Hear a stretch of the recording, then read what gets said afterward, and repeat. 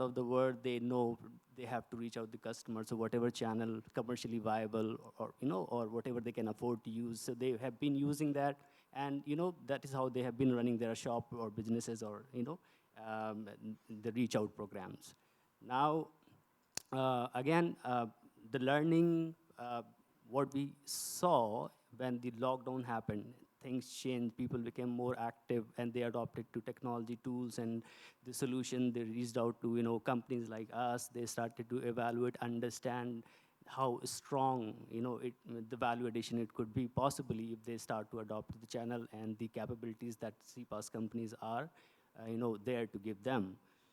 Now, long story short, depending on what kind of business you are in, right, and what kind of services and product you're building, specific to use case, right, that you're building for your own customers, that will decide the learning for the customers and for your own businesses. Okay, thank you. Tushar. Oh, not going up and down the line, I'm mixing it up a little bit here, don't worry. So, Tushar, but why is it that if you look at the conversion ratio of digital ads, and if you look at Meta's, these are from Meta, 98% of Meta's revenue is from digital ads. Mm-hmm. The average conversion ratio, this was something that came up during the Omnichannel event last year, was about 1.5%. You can move to SMS, it's really, really low. And you move to SMS, it increases massively. And you move to rich messaging, whether it be WhatsApp or RBM or something like that, and you can triple it above whatever SMS is. Okay. So I need to give you some stats before we get started on that exact comparison between CPaaS and the digital ads. Yeah. In India, we process 55 billion messages in a month on a population of 1.4 billion. Now you can compute easily what kind of messages are being sent on an individual handset. And that, when you, of course, take off a certain section of the population who are not very active on mobile also. You can work backward to see 70 to 80 messages are hitting an individual mobile phone. Anything above that can create, this channel can absolutely lose a sanctity. So you think really we can grow beyond this? We are still growing, for number one. Now, let's see even for a second that, we trust the data that, the penetration of CPaaS is pretty poor in India also.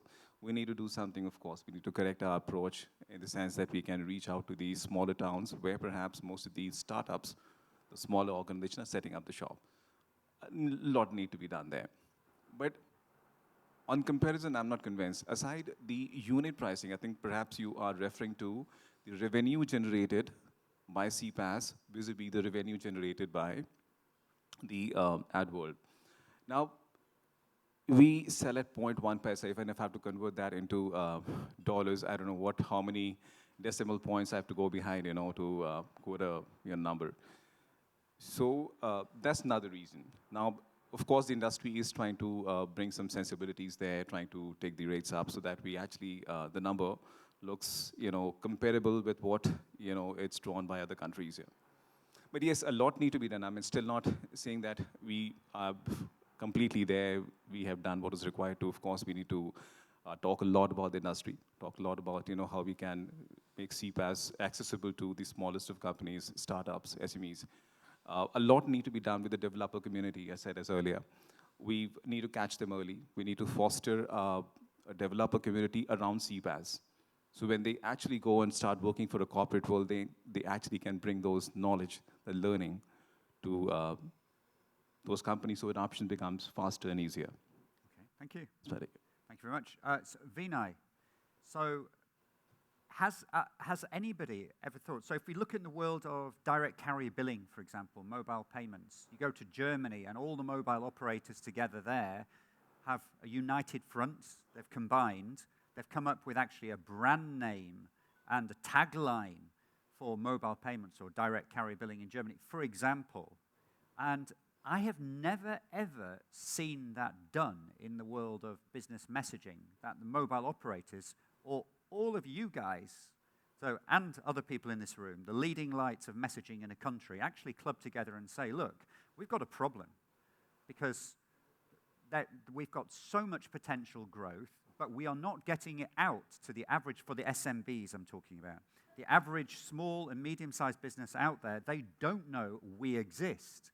They've all heard of Vodafone Idea, Reliance Jio, etc., but no one, it doesn't matter how big you are, whether you're a Route Mobile, whether you're a Cinch, whether you're a MessageBird, whether you're an Infobip, a GTS, whoever you are, no one, unless you are from the mobile operator or the people in this room, will have ever have heard of you.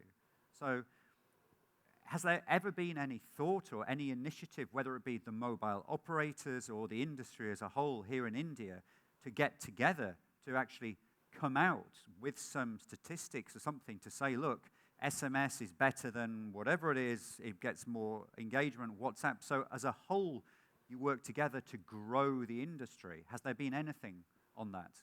I can't comment on the white paper or the need. I think that's always needed, case studies, white papers.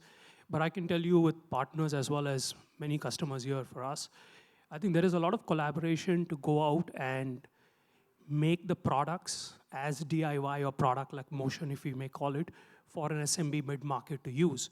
If I would just give our example, we have on the email side or even on the notification side, we have hundreds of customers who are online coming up. Developers, maybe digital natives, tend to adopt that first. Conventional businesses are laggards and coming up for next. They'll come up and sign up and start using those products. The idea is, how do we make this accessibility and ease of use more wide reach and known to people, that you don't have to have a complex or you don't have to go to an operator only to get this. I think people are aware, people are using, like I mentioned, SMS, we are sending SMSs.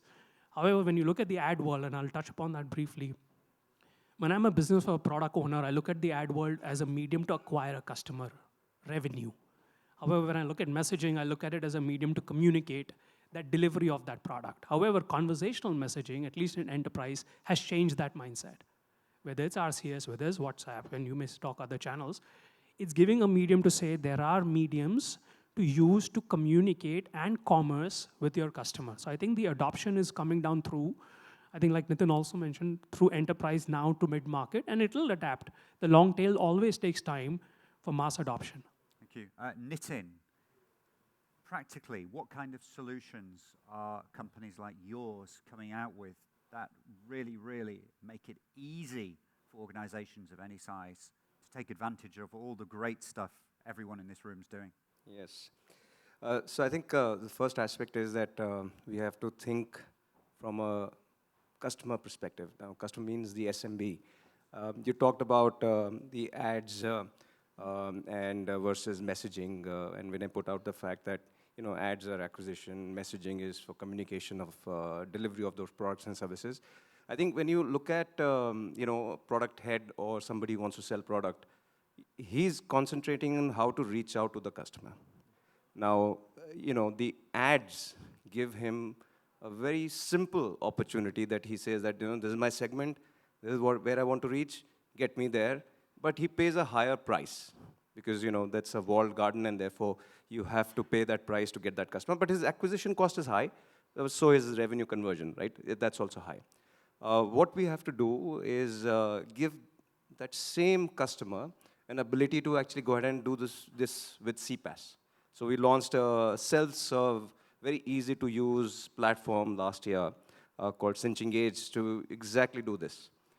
It's not about high tech, IP whitelisting, creating all those IDs and everything. It's self-serve. Go sign up, get on with your messaging, prepay it. If you have larger volume, let us know. We'll get to delivery. So that's what's required for this segment. It should be easy to use. You get all channels available and deliver them safely.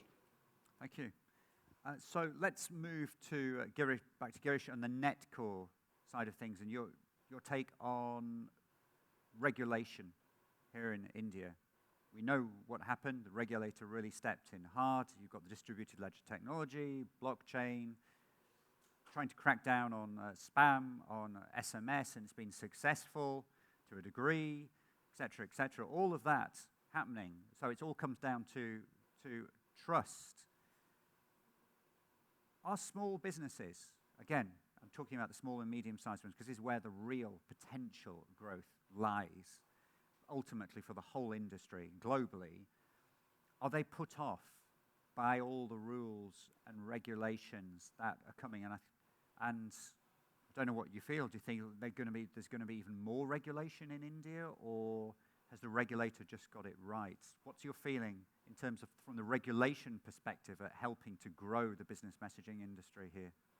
Sure. I'll take a little elaborate answer to this one. Yeah. My view is a part of this industry is very heavily regulated, and this is specifically true when it comes to messaging. So I think the Department of Telecom, TRAI, I think they're doing the job fabulous. You know, there are D&Ds in place, and I think enough and more penalties are in this place.